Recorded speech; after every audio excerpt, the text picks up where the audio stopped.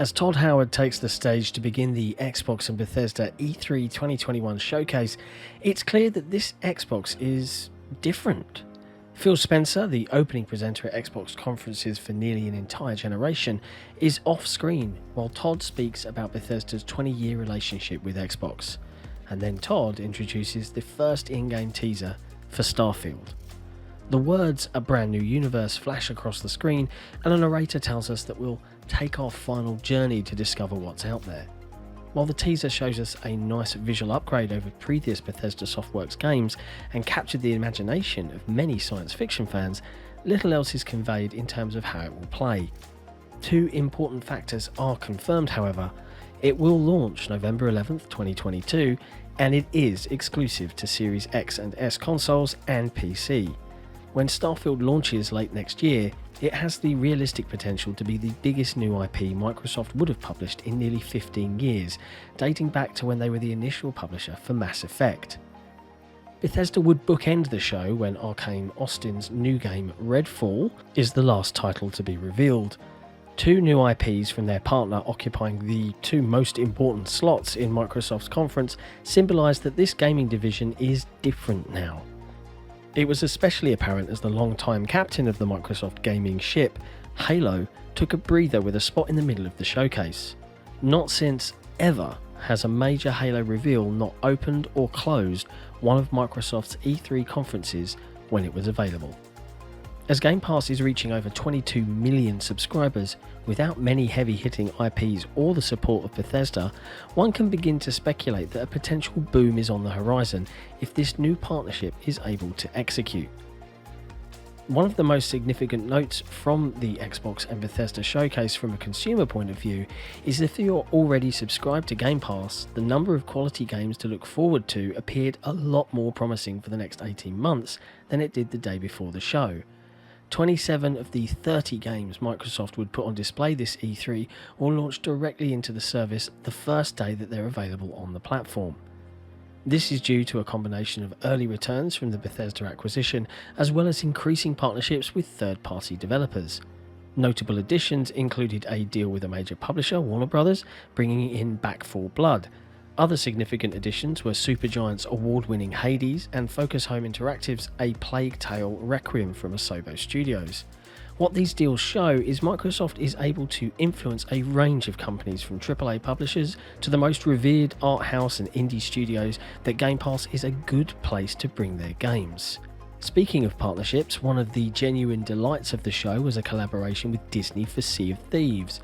Whilst we'd long suspected the show would have a Disney presence, seeing Captain Jack Sparrow from the Pirates of the Caribbean franchise in Rare's piratical sandbox was a delight, and something that I think surprised many. The original Tall Tales that released with the anniversary update were warmly received, so our hopes for another lengthy Goonies-style adventure is high, and of course, the update arrives for free to all players and as part of your Game Pass subscription. There is no waiting now until the next event. The quality of the titles coming as soon as the next 6 months is as high as it's ever been. After last year's much criticised gameplay reveal of Halo Infinite due to its underdeveloped graphical fidelity, Microsoft's long-standing crown jewel IP came into this E3 under an intense spotlight. Early returns seem to indicate a much improved reception. Joe Staten and Bonnie Ross would start the presentation revealing the significant size and scope increase of the campaign's environments relative to anything we've seen in previous Halo games. The presentation would pivot to the story beats, which conveyed a serious and mature tone. Finally, they gave us a look at Halo's multiplayer, which put the newest sandbox toy, the grappling hook, on centre stage. With improved visuals and physics on display, the multiplayer appeared to show exciting potential for multiple new dynamic gameplay opportunities. Over the years, there's been a split in the Halo multiplayer communities as to whether Halo should continue with the recent modernisation attempts or go back to its classic roots. What was shown seemed to indicate there's a little from column A and a little from column B here, while the game carves its own path. With that in mind, those of us from the You Had Me at Halo podcast were unanimously excited about what we saw. For the first few conferences since developers have been making games for the new hardware, Microsoft has been criticised for not showing enough gameplay that demonstrates what the next-gen tech is actually capable of. The challenges for developers to learn how to leverage new hardware has been accentuated by the impacts of COVID worldwide and resulted in few examples for us to enjoy. Whilst those demonstrations weren't in large numbers this E3, we did get to see a few eye-melting breakthroughs. When Battlefield 2042 releases in October this year, it may be the go-to for next-generation Xbox owners to flex their consoles, as DICE displayed full-scale destructibility, intense weather effects, and 128 players in the most frantic multiplayer chaos we've seen to date from the franchise. Forza Horizon 5 set a new bar for environments and textures. Last but not least, and potentially the most impressive pound-for-pound showing, was independent game developer GSC Game World, demonstrating extensive footage of Stalker 2.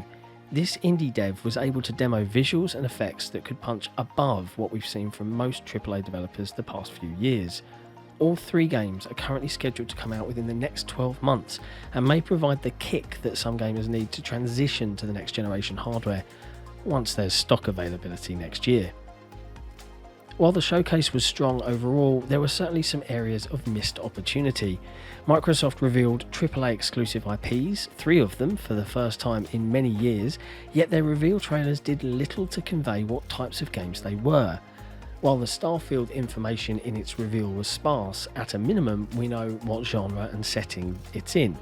Contraband, which is being developed by Avalanche Studios, did little to convey what type of gamer it may appeal to, though we understand it to be open world and based around heists. Redfall, the new IP from Arcane that ended the show, gave impressions that it was part of a genre that we've since learned it's not. There will likely always be a challenge to demonstrate what a game is for the first time when it's early in development. Potentially, as Microsoft's content pipeline continues to build, they can pivot away from revealing games before they're ready to be shown in the future. Is a potential boom coming? It's interesting to ask that question relative to where Xbox was only 5 E3s ago. Using 2021 as another landmark, it appears that Xbox and its Game Pass service are both trending in the right direction, as Microsoft's messaging and content demonstrations have improved dramatically since last year. It is suspected that Game Pass crossed over the 22+ million subs in its 4 short years of existence, and all of this was accomplished without many heavy-hitting games launching day one into the service, and without Bethesda.